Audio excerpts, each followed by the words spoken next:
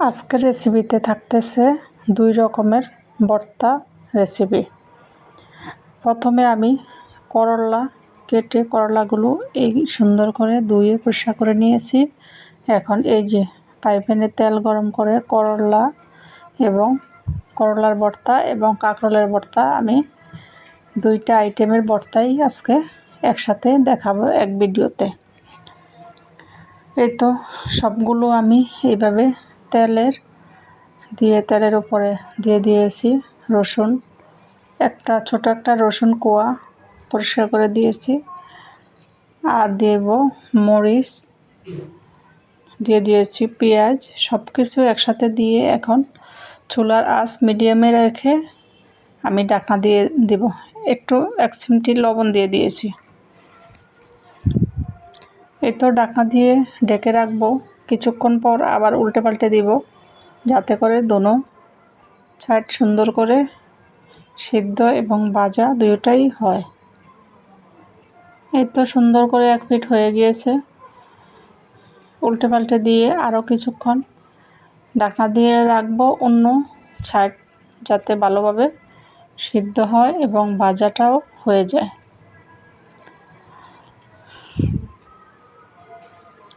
এই করলার ভর্তাটা আমি প্রথমে খেয়ে তো একদম অবিশ্বাস্য হয়েছে। আমি আরও কয়েকদিন বানিয়েছি।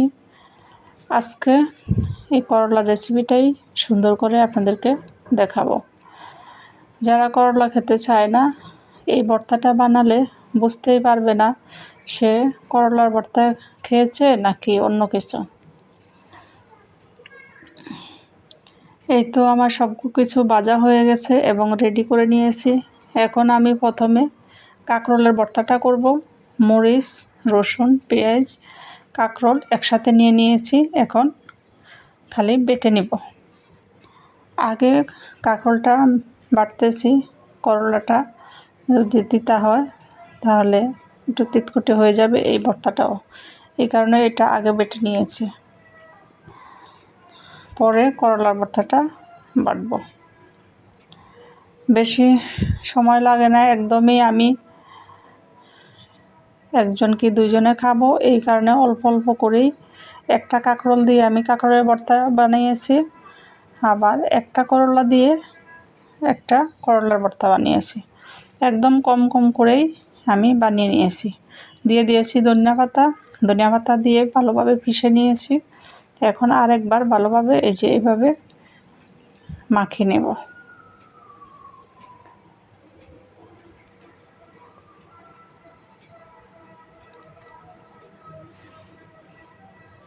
একদমই কম সময়ে আমি এই ভর্তাগুলো করতে পেরেছি, কোনো ঝামেলা ছাড়াই। এই ভর্তাটা একটু কাজের ফাঁকে এগুলা কেটে চুলায় বসিয়ে দিলেই হয়ে যাবে।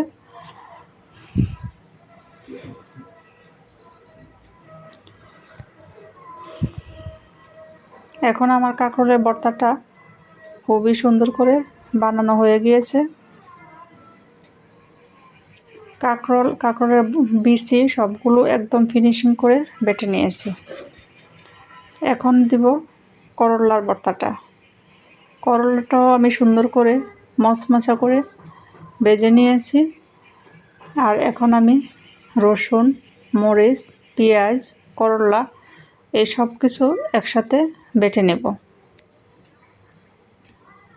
করলার বিচিগুলো সুন্দর করে একেবারে ফিনিশিং করে বেটে নিলে বোঝাই যাবে না যে এখানে কোনো বিচি টিচি আছে।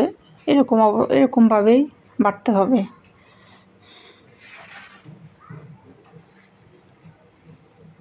আমি একদম ফিনিশিং করে বেটে নিয়েছি।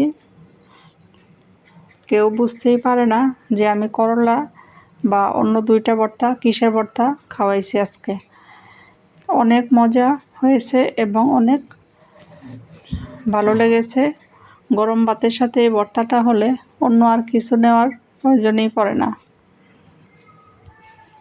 এই তো করলা ভর্তাটাও আমি সুন্দর করে বেটে নিয়ে নিয়েছি। এখন দিয়ে দিব কয়টা ধনিয়া পাতা দিয়ে বেটে নেব।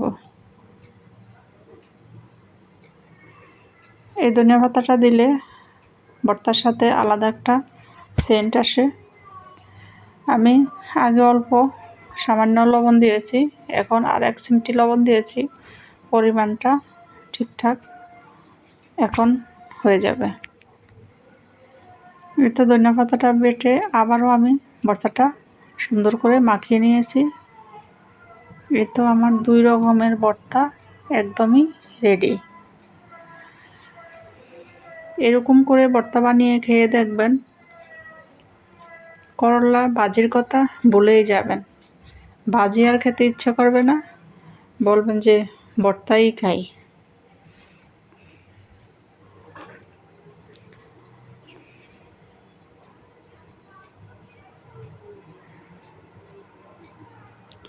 সবাই ভালো থাকবেন। রেসিপি ভালো লাগলে লাইক, কমেন্ট, শেয়ার করে সহযোগিতা করবেন।